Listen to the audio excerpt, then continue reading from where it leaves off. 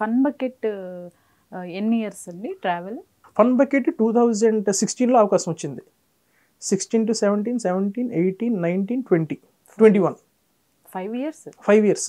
Corona అయిపోయింది. Corona తర్వాత కూడా మేము ఇంటికి వెళ్ళి చేసాం. ఇంటి నుంచి వచ్చిన తర్వాత కూడా ఒక 6 months చేసాం. ఆ తర్వాత ఆగిపోయింది. ఆగిపోయింది అంటే మీరు ఆపేసేసారా? మేము ఆపలే. మాకన్నా మేము ఎందుకు ఆపుతాం మేడం? అంటే ఆపారు మీరు బయటకు వచ్చేసారా అంటున్నా. బయటికి ఇన్ ద సెన్స్ ఇప్పుడు ఆల్రెడీ అప్పటికి కొంచెం వ్యూస్ తగ్గాయి. వ్యూస్ తగ్గేసరికి ఇంకా ఎలా చేద్దాం అని మేము ప్లాన్స్ వేసుకుంటున్నాం. కానీ కొంచెం మరి ఛానల్ ఓకే చేద్దాం అది ఇది అంటున్నారు కానీ కొంచెం ల్యాగ్ అయ్యేది. వాళ్ళంత క్లారిటీ ఇచ్చేవారు కాదు. ఇంకా అప్పటికే మూవీ ఆఫర్స్ వస్తున్నాయి మా టీంలో చాలా మందికి. అండ్ మా డైరెక్టర్ హర్ష అన్న ఆయన సినిమా ఎప్పటికైనా నేను చేయాలని ప్లాన్లో ఉన్నాడు. ఆయన నేను ఇంక 5-6 సంవత్సరాల నుంచి ఈ సిరీస్లో యూట్యూబ్ పట్టుకొని కూర్చుంటే నేను ఎప్పుడు సినిమా తీస్తానని ఆయన. సో ఆయన ఎప్పుడైతే వెళ్ళిపోయారో టీం మెల్లి స్ప్రెడ్ అయిపోయింది. అంటే ఆ తర్వాత కూడా ఇంకొక డైరెక్టర్ ఒక కుర్రను పెట్టి చేశారు. బట్ అంత వర్కౌట్ అవ్వట్లేదు. ఇంక ఈ లోపు అందరం తలో వైపు వెళ్ళిపోయాం అనమాట. నాకు ఈ అవకాశాలు వస్తుంది, నేను కొంచెం సినిమాలు డేట్లు అడుగుతున్నారు, నటు ఒకలిటు అలాగే స్లోగా స్ప్రెడ్ అయిపోయింది అనమాట. 2021కి లాస్ట్. ఫస్ట్ సినిమా ఏంటి భరత్ గారికి అసలు? ఫస్ట్ సినిమా రంగుల రత్నం మేడం. రంగుల రత్నం రాజ్ తరుణ్ గారిది ఫస్ట్ మూవీ అదే. అంటే సినిమా కెమెరా ఫేస్ చేసింది అయితే ఇంకొక సినిమా ఉంది కానీ అది రిలీజ్ కూడా అవ్వలేదు. షూట్ సగంలో ఆగిపోయింది. కాకపోతే రిలీజ్ ముందు ఇదే అయింది కాబట్టి ఇదే ఫస్ట్ కిందకి వస్తుంది. అలా చెప్పాల్సి వస్తుంది. మరి ఫస్ట్ సినిమా ఇప్పటికీ రిలీజ్ అవ్వలే. ఎవరండి ఆ ఫస్ట్ సినిమా? కొత్త హీరో. అది మొత్తం భీమవరం షూట్ చేసాం. అది కొత్త హీరోయిన్ ఏమో అమ్మాయి పేరు గుర్తురావట్లేదు. మలయాళం హీరోయిన్ ఆవిడ పేరు గుర్తురావట్లేదు. ఈ మధ్యలో ఇన్స్టాగ్రామ్ మనం చూసే అయితే ఆ సినిమా మరి ఇంక ఫస్ట్ చేశాను కానీ రిలీజ్ అవ్వలేదు. ఈ రోజుకి అవ్వలేదు. సో ఆబ్వియస్లీ రంగుల రత్నం. ఇప్పటి వరకు ఎన్ని మూవీస్ అయ్యాయి? ఇప్పుడు వరకే 25-26 చేసి ఉంటాం. 25-26 చేసిన వాటన్నిటిలో సాటిస్ఫాక్షన్, మంచి రోల్ చేసామని మీకు ఏదనిపించింది? మంచి రోల్ చేసామన్నా టు బి ఫ్రాంక్ చెప్పాలంటే పుష్ప 2 మేడం. పుష్ప 2 మంచి రోల్ అనుకుంటున్నాను. ఎందుకంటే అంత పెద్ద సినిమాలో అది చిన్న అవకాశం అయినా కూడా చాలా పెద్ద ఆర్టిస్టులు కూడా అందులో డైలాగ్స్ లేవు, అవకాశాలు లేవు. సో ఆ ముక్క కూడా నాకు వచ్చింది ఓన్లీ ఆడిషన్ ద్వారా అని అంటే లిటరల్. అంటే అలాగని చెప్పి ఇడేది ఇంతకుముందు ఫన్ బకెట్ చేసాడు, ఇడేదో సినిమాలు చేసాడని కూడా అవకాశం ఇవ్వలేదు. ప్యూర్ నేను పుష్పకి ఏదైతే ఆడిషన్ ఇచ్చానో అది చూసి అవకాశం ఇచ్చారు. సో అలాగే పెద్ద పెద్ద ప్యాడింగ్ ఆర్టిస్టులు ఉన్నారు. ఈవెన్ సిండికేట్ మెంబర్స్లో చాలా మంది ఉన్నారు.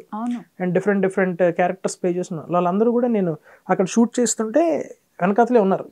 షూట్ ప్యాకప్ అయిపోయిన తర్వాత తమ్ముడు మంచి క్యారెక్టర్ చేసేవారు నువ్వు, మాకే లేవు డైలాగులు అన్నట్టు అన్నారు. సో ది బెస్ట్ అయితే అదే చేసా. అండ్ డిస్కో రాజాలో కూడా మంచి క్యారెక్టర్ చేశాను మేడం. కాకపోతే అది ఎడిటింగ్లో పోయింది. రవితేజ గారితో కాంబినేషన్ అది ది బెస్ట్ అనుకున్నాను నా లైఫ్ లో. అప్పటికి కట్ చేస్తే అది ఎడిటింగ్ లో తీస్తారు. మంచి సీనే మొత్తం అంతా పోయిందా? అదే నా సీన్ వరకు పోయింది. అంటే అది జస్ట్ సాంగ్ మాంటేజ్ లో వేస్తారు. ఆ డైలాగ్ వెర్షన్ నాది, రవితేజ గారిది మంచి కాంబినేషన్. ఆ సీన్ పోయింది, అది మాంటేజ్ లో వేసారు. అలా ఎన్ని సినిమాలు వెళ్ళిపోయినాయి? అమ్మో చాలా సినిమాలు.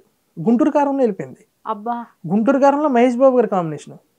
అంటే పడినవన్నీ హైలైట్ అయి పడుతున్నాయి. ఆ దరిద్రం ఏంటంటే అనకూడదు, అంటే వాటి లైఫ్ లో ప్రతిదీ ఎక్స్పీరియన్స్ అనుకోండి. పడుతున్నాయి అబ్బా సరదా పడిలో పోతున్నాయి. అంటే అది యాక్చువల్లీ ఎందుకు పోయిందంటే దానికి ఒక రీజన్ ఉంది. గుంటూరు కారంలో సీన్ పోవడానికి రీజన్ సంథింగ్. ముందు వేరే హీరోయిన్ ఉన్నారనమాట. ముందు పూజా హెగ్డే గారు కాదు ఉండేవారు ముందు మేము షూట్ చేసినప్పుడు. ఆ తర్వాత సంథింగ్ ఏదో దీనివల్ల ఆవిడని మార్చారు. కంప్లీట్గా సీనే తీశారు. అవునా? అప్పటికే ఎన్ని డేస్ షూట్ అయిందని? ఎన్ని డేస్ అయిందో నాకు తెలీదు. మేము చేసిన క్యారెక్టర్ అయితే 5 days చేసాం. ఈ 5 days ఉన్నాం 5 days. ఆవిడ ఉన్నారు 5 days. ఆవిడ శ్రీలీల గారు ఉన్నారు. ఆ సీన్ చిన్న ఫన్నీ సీనే. మహేష్ బాబు గారితో కాంబినేషన్. శ్రీలీల గారు కూడా ఉన్నారా ఆ సీన్ లో? మేము చేసే సీన్ లో శ్రీలీల గారు, పూజా హెగ్డే గారు ఉండేవారు. ఆ తర్వాత అది మళ్ళీ వేరే హీరోయిన్ మారడం వల్ల సంథింగ్ ఆ సీన్ ఇచ్చేస్తాను. ఎందుకంటే ఇప్పుడు మా సీన్ అందులో తీయకపోతే ఆవిడ కూడా ఉంటారు కదా సీన్ లో, ఎలాగ తీస్తారు ఆవిడని? అందుకే కంప్లీట్ సీన్ తీస్తారు. అందులో సునీల్ అన్న కూడా ఉంటారు. అందులో సునీల్ అంతా ఉంటాం మేము బ్యాచ్ 4 కమెడియన్స్. యూట్యూబ్ నుంచి కమెడియన్స్ కావాలి, మంచి ఫన్ చేసి లుక్ కొంచెం రఫ్గా ఉండాలి, విలన్ లా కనిపించాలి కానీ ఫన్ చేయాలి అనే టైప్ లో అలాగే 4 యూట్యూబర్స్ ని పెట్టి ఆ సునీల్ గారితో ఫన్, అది చాలా మంచి ఫన్ సీన్. అది ఓకే, మంచి సినిమా చేసాం. మనం చెప్పుకోదగ్గ సినిమా చేసాం అనుకుంటాము, అంతా అయిపోతుంది, పేమెంట్ అందుతుంది, షూట్ అయిపోతుంది, తీరా చూస్తే ఉండదు సినిమాలో. అది తీరా చూస్తే ఉండవని సినిమా ఇదే డిస్కో రాజా. డిస్కో రాజా నేను మా వాళ్ళందరికి ఫోన్ చేసి చెప్పాను రేపు థియేటర్కి వెళ్ళిపోండి.